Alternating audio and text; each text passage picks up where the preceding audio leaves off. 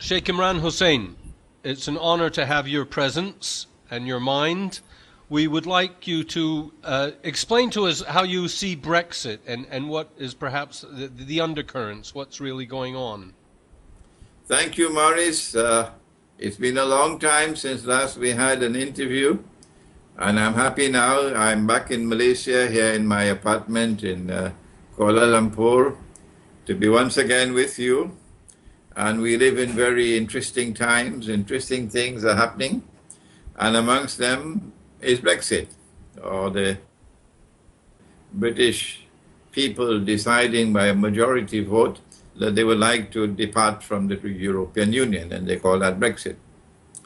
I would like to restrict myself to this preliminary comments, because I'm not an investigative journalist who is able to give you a report within 24 hours of an event.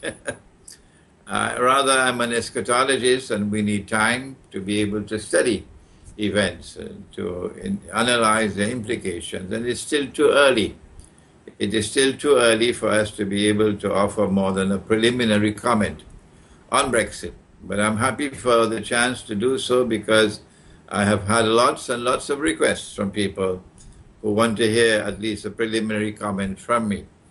And my first comment is that we have to look at the subject of Brexit both in terms of micro as well as macro analysis. The micro would be the short-term implications, and in which I believe that Europe cannot allow Britain to exit. The consequences for the European Union would be perilous if Britain succeeds in departing from the Union. And so I anticipate that that the European Union will do to Britain what they did to Greece. Greece also had a referendum. I think they voted by 69%, right, in support of government policies, and a slap on the face to the European Union. And lo and behold, the European Union was able to inflict on Greece such perilous consequences of an exit that the Greek people somersaulted, and the government changed policy, and Greece is back with them in their embrace. I anticipate that the same thing is possible with Britain, that the coming months are going to see the European Union doing everything they can possibly do to make it as difficult as possible for Britain, so that the British government will be able to sell to the British people, look here, the cost is going to be too great. These are the consequences of departure, and the price is too high. And so that within this 2-year period of time that you have before the Britain can exit from the European Union, if they decide to formally decide on departure, the public opinion in Britain could change, and that the British exit from the European Union can be reversed. The choice of the people can be reversed because of a very aggressive policy on the part of the European Union to make it too difficult for Britain to exit. The IMF did the same thing with Hugo Chavez when he wanted to cease his Venezuelan membership in the IMF. The IMF made it, the conditions were too difficult. And although Hugo Chavez had his heart in the right place, it was just not possible for Venezuela to depart from the International Monetary Fund. One can see, for example, the pound losing value at an alarming rate. So far, the loss of value of the pound has not been too alarming. It's manageable, but the coming days and weeks and months could see an alarming decline in the value of the pound. and that would impact on British public opinion. On the other side of the micro-analysis is the fact that Britain is a small island. France is a big country, Germany is a big country, and all the refugees are heading for the big countries where they can enjoy a better standard of living. So the choices will be Britain, France, and Germany in Europe, and Belgium and so on. They won't want to stay in Greece, no. And there's just this much space in Britain. And Britain is already facing a significant problem of non-British people who have migrated to Britain, some of them legally and some of them as refugees. And the vote on the referendum actually indicated, I believe it indicated, that the British were fed up with taking in refugees. And they wanted to put a stop to it. They wanted to have to take back their country and to be able to decide, we will not allow any more to come in. We have enough. Okay? If the British people dig in their heels, and they are very stubborn people, they can probably put up a fight that Greece could not put up with. The British is famous for its bulldog temperament. And they may decide to fight back against the European Union on the issue of immigration. The European Union needs to have the open door policy, that once you get into the European Union, you can travel anywhere. They need to have that in order to be able to attract people to the European Union. And if Britain were to pull out and successfully pull out, then other countries which are also facing the same problem that Britain is facing may also decide that we want to pull out. So I believe that the coming days and weeks and months are going to display a very, very interesting scenario of, on the one hand, the European Union doing all that they can possibly do to ensure that Britain cannot exit, and the possibility that the British bulldog temperament in it could then decide to fight back the way Greece could not fight back. This is my preliminary micro-analysis. But the macro-analysis is the one which I believe eschatology has more to offer than other branches of knowledge.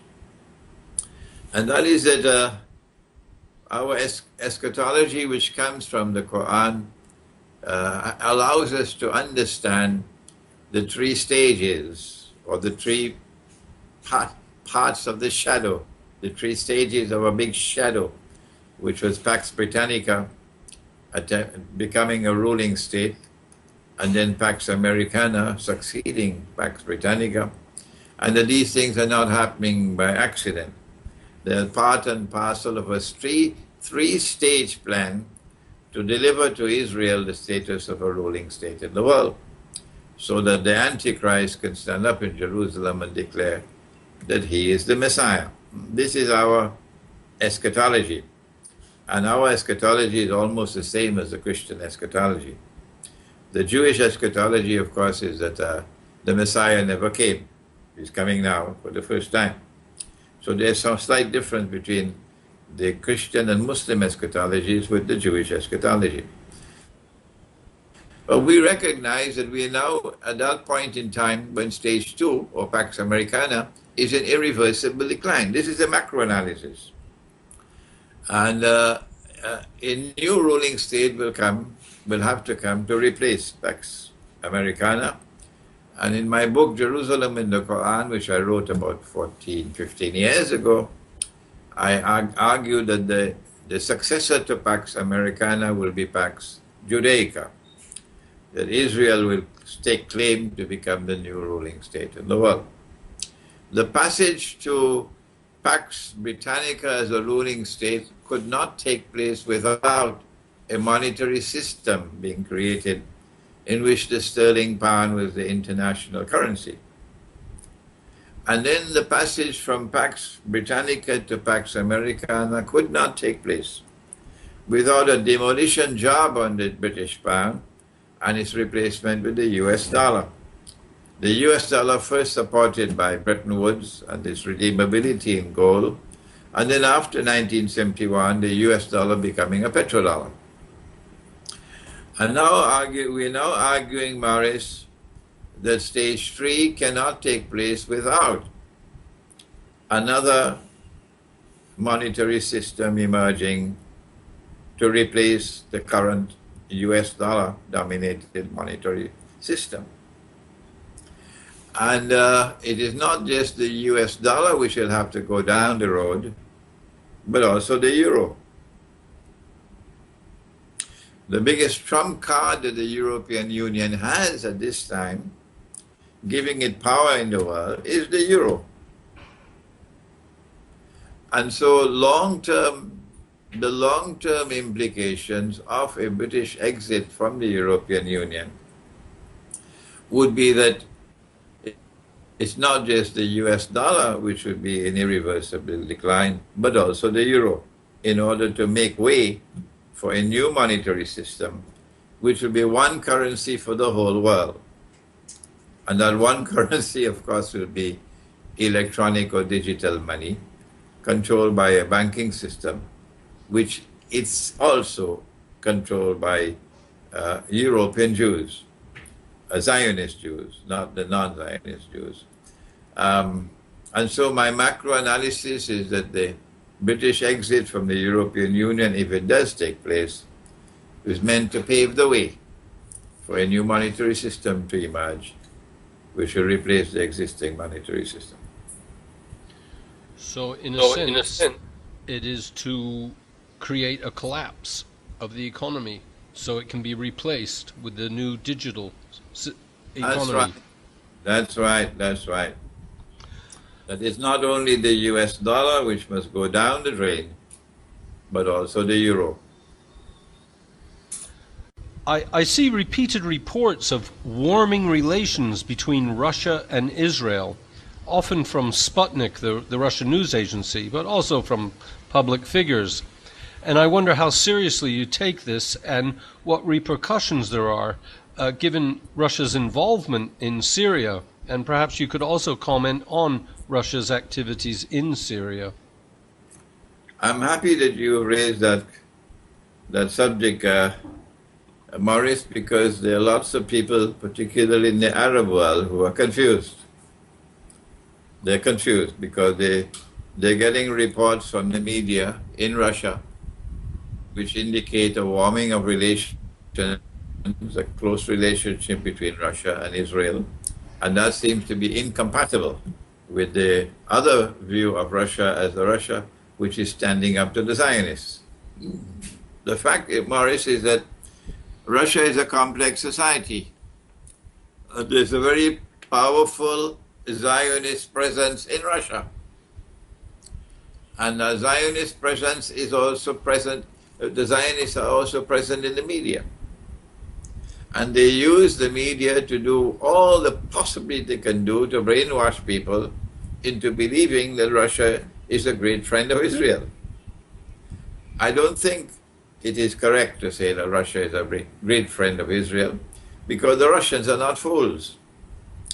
They know that Israel was actively involved in preparing the Georgian armed forces for the attempt that was made in 2008 to inflict a serious wound on Russia.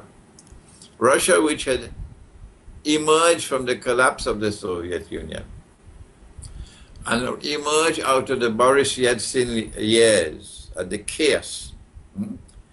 The Russian armed forces were in disarray, and the Western world used Georgia to test Russia. And Israel was up to its neck in involvement in Georgia. And the Russians responded to that attack from Georgia by delivering a profile that we're not afraid of you, and we will not hesitate to use power. And they used power, and they used it courageously, and they used Chechen brigades. Muslims were at the heart of the Russian armed forces, which defeated the Georgians, okay, and gave them a bloody nose. The Russians are not fools. They know what Israel did in 2008, and they were able to teach them a lesson. So what the Russians are doing, I believe, is at the level of state-to-state relationship, they are maintaining a polite relationship with Israel, yes. But that does not mean that Israel is an ally, not at all. There's no reason for Russia to adopt a hostile policy towards Israel. No.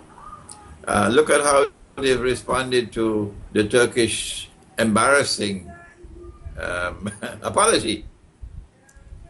They reacted to the Turkish shooting down of the airline, the Russian aircraft, very, very strongly.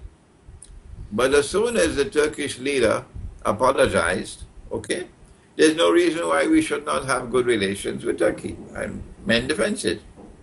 This is the foreign policy of a very mature country, showing very great wisdom in its conduct of foreign policy.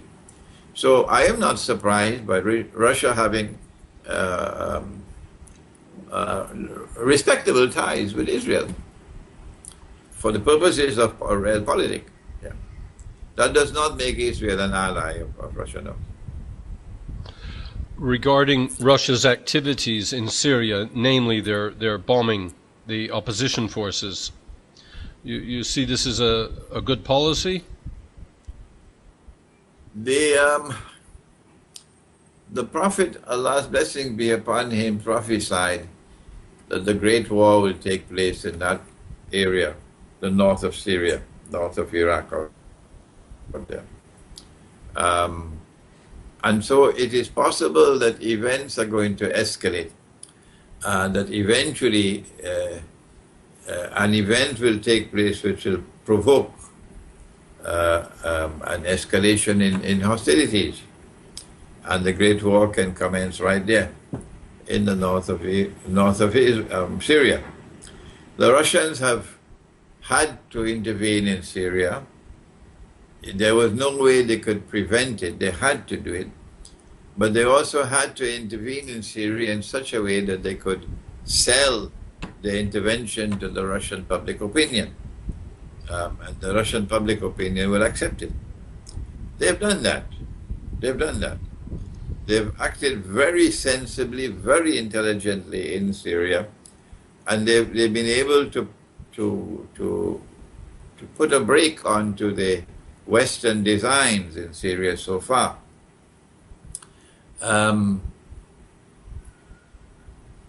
Every single step they've taken so far in Syria has been very intelligent. And I have to sit back in wonder and amazement at the maturity and the intelligence of Russian foreign policy. I've learned myself new things about diplomacy by just watching the Russian foreign minister, how he operates, and how Putin is operating, yes.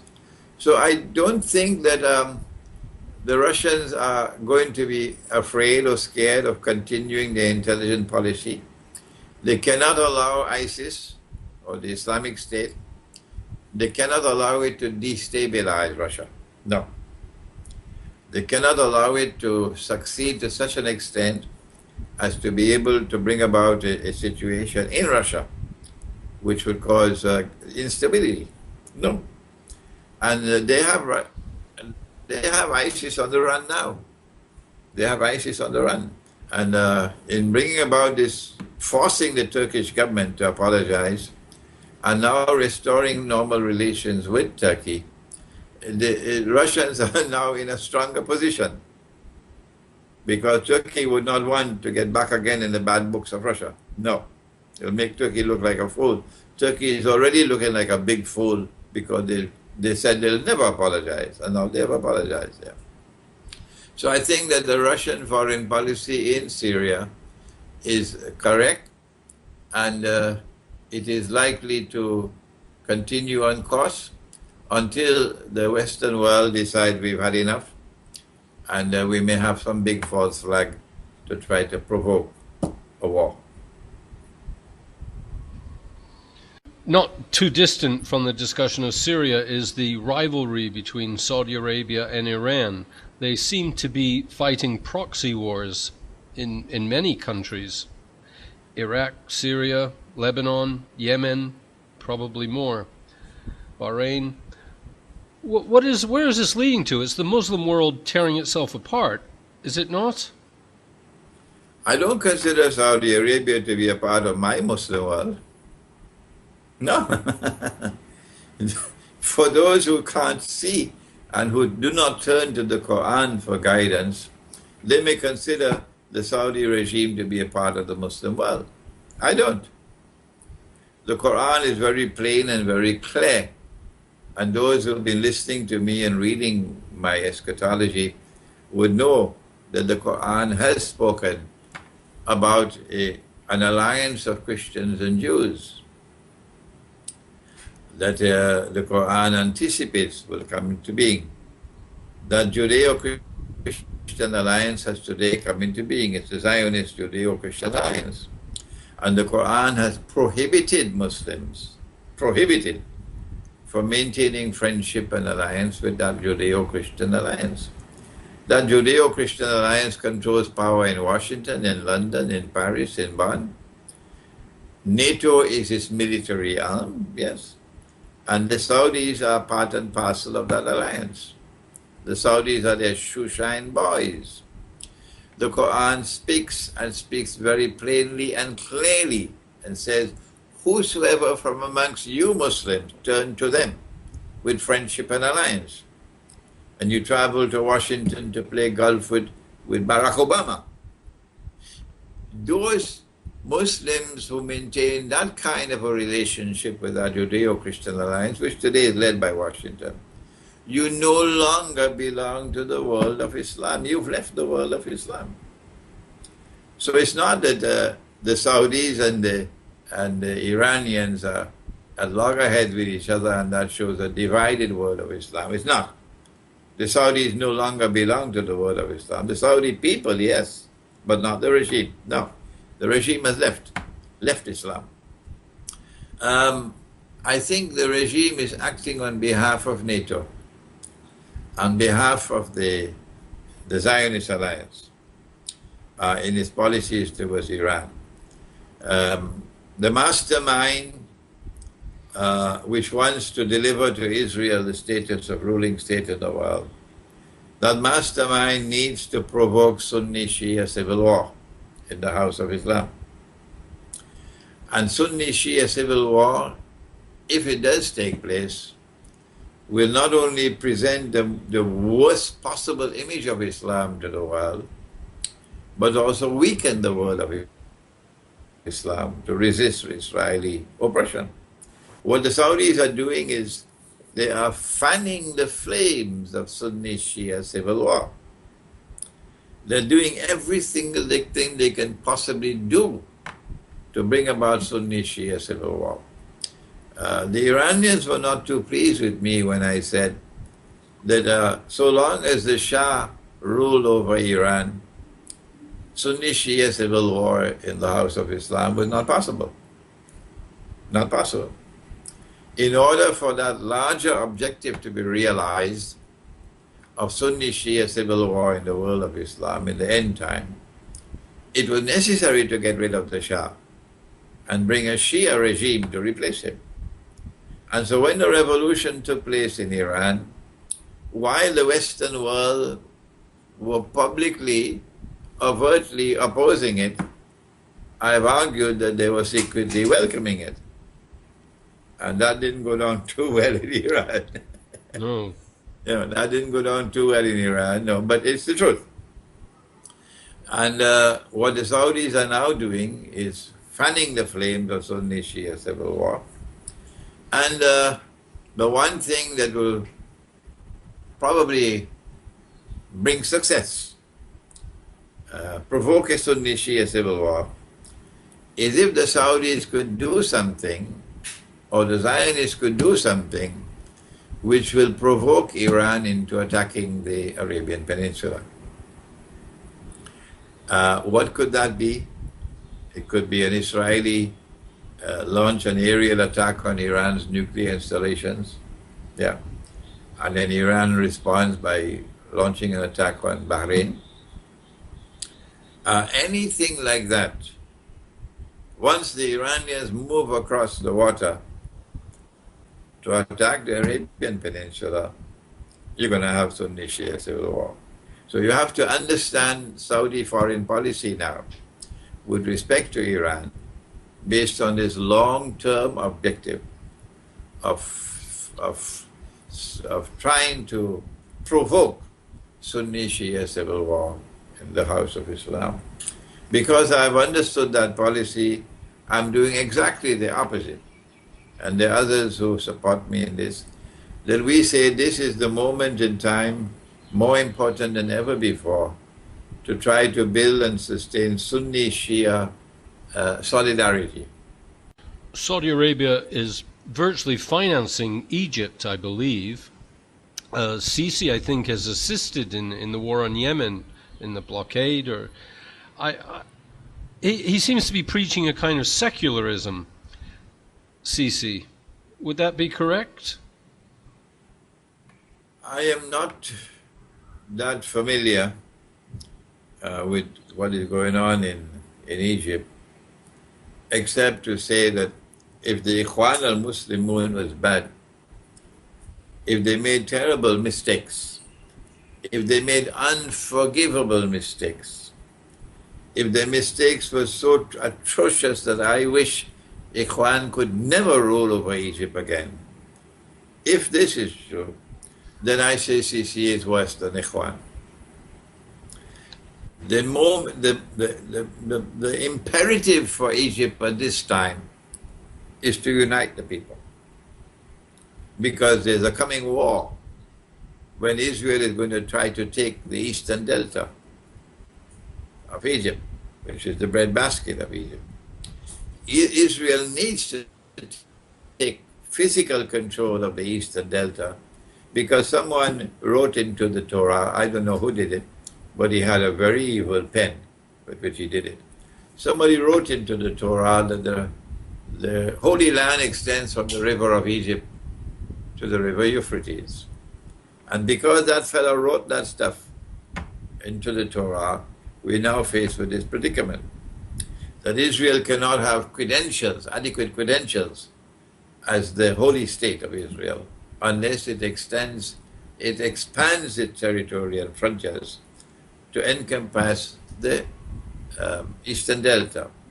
So there is a war that's coming. And that's why NATO is in Libya. So when the war comes, Israel can be attacked, Egypt can be attacked from both sides. I gave this analysis a few years ago, yes.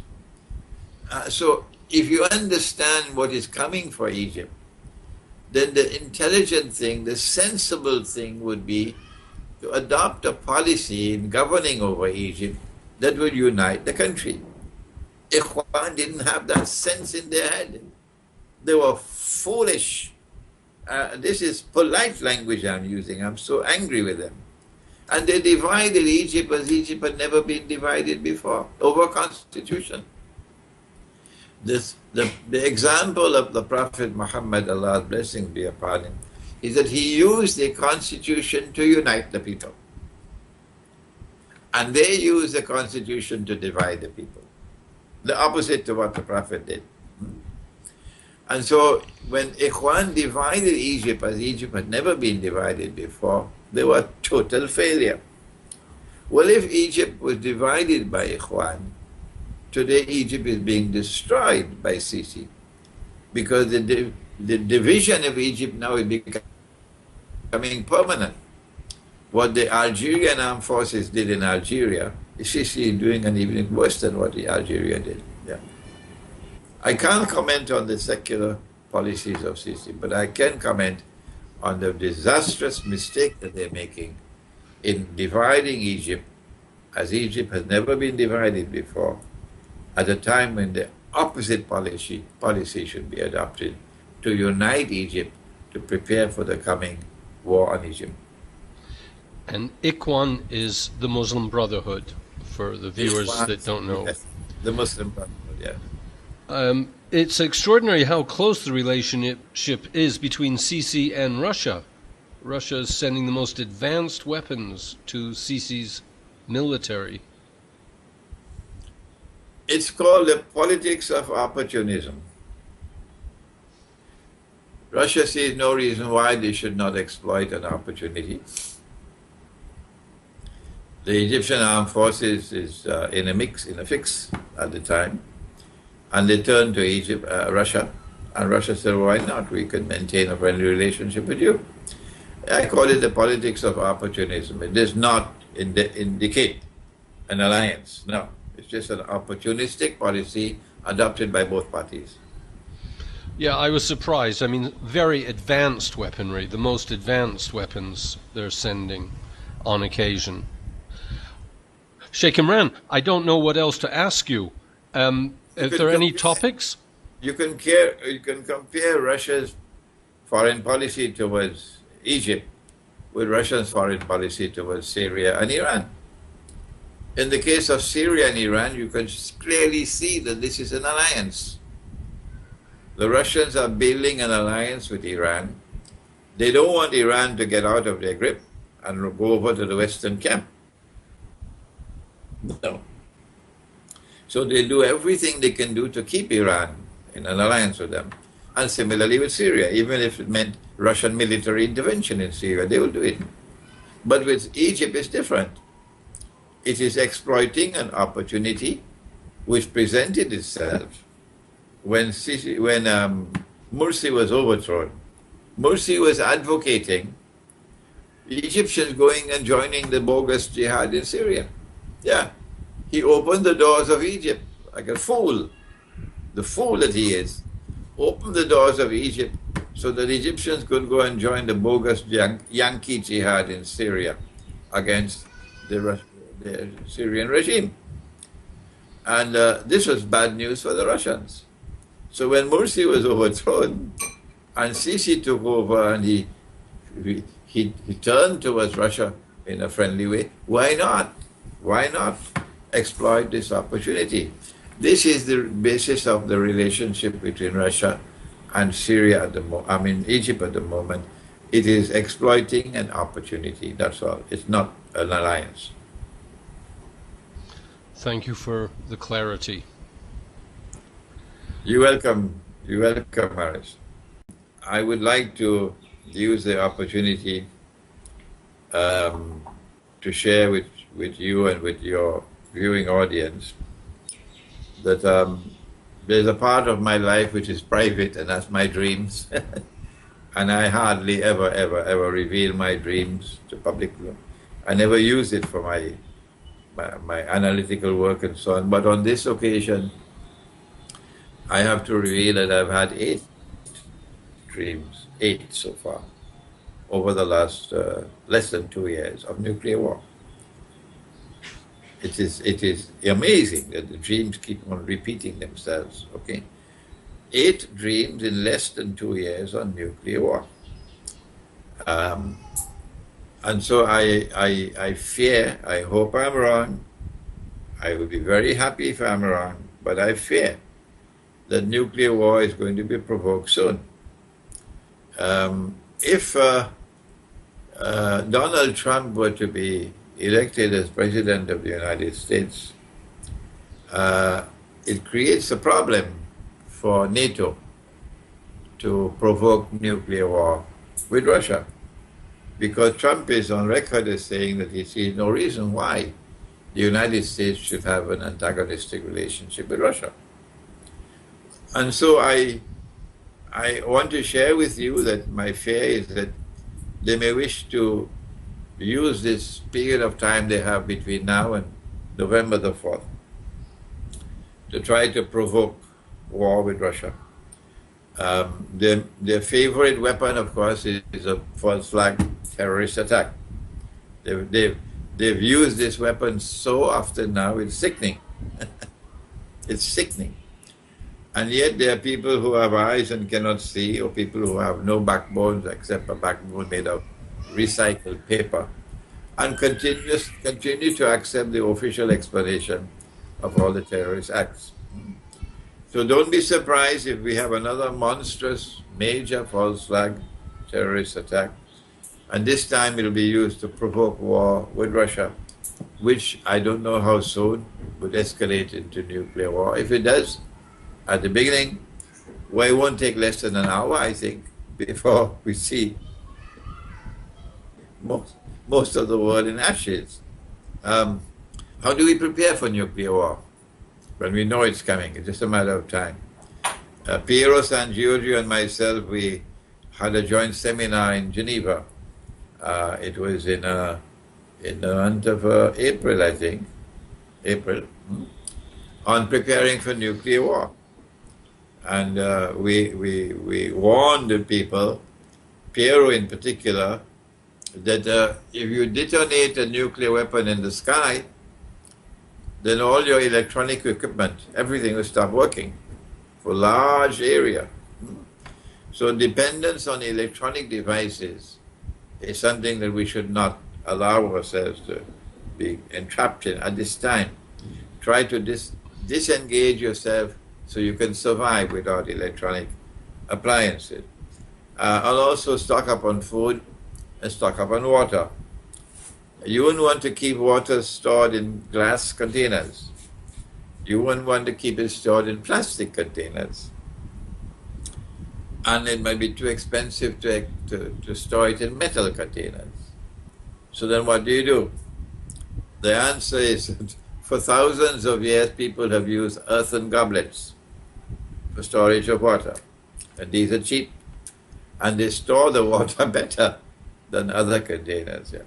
So my message to the people who are viewing this video in different parts of the world is, my advice is, do please store food and water. Finally, that you should not allow yourself to become entrapped and imprisoned in the digital and electronic monetary system that's coming. And the way to preserve yourself from that prison of a financial Guantanamo, I call it, is to have some silver coins and to have some gold coins. And with that, with silver and gold coins, you could still survive. Then, of course, there's barter. The Indonesian farmers, I don't know when will the farmers in Indonesia be taught? Who will teach them? When will they be taught? That don't sell your rice for rupees. And tomorrow, don't sell your rice for electronic money. You've been ripped off. Rather, use your rice itself as money. This is not barter, no.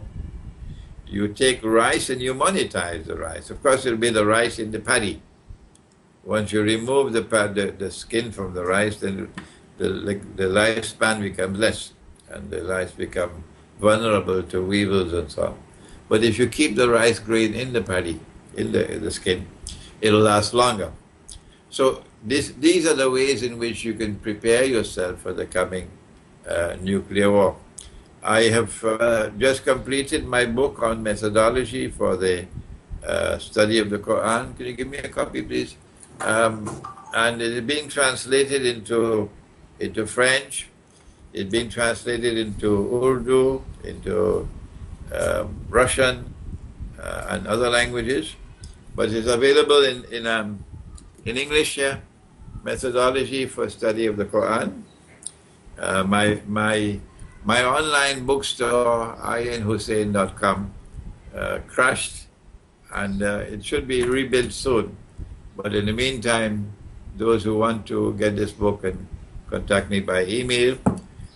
And I'm working on my book on Dajjal. It's a very difficult book to write, extremely difficult. And I may take a couple more months to be able to finish it. But I hope that you and others would excuse me if during this period of time I don't have the time. I normally would to respond to emails. You kindly excuse me so I can try to finish my book on Dajjal, the false Messiah, which when it is finished, the primary target audience will be the world of Islam and the world of Orthodox Christianity, but also the world of Judaism. and also from a man named Morris, who I hope will read my books. Now, you said that people can email you. What is your email address? The email is inhossein@hotmail.com, inhossein@hotmail.com. So until the bookstore is restored, you can send your request to me by email, and you don't have to pay when we send the order to you and you receive it. Only then do you pay. That's my way of doing business. We can trust each other. Yeah, yeah. People are trustworthy. Well, will we call it a day? Yes, and I hope next time I meet you, we talk, you can have a beard, Morris. Have a beard? I don't shave, but okay. Yes, I'd love to see you with a beard, Morris. Maybe. It's difficult to grow.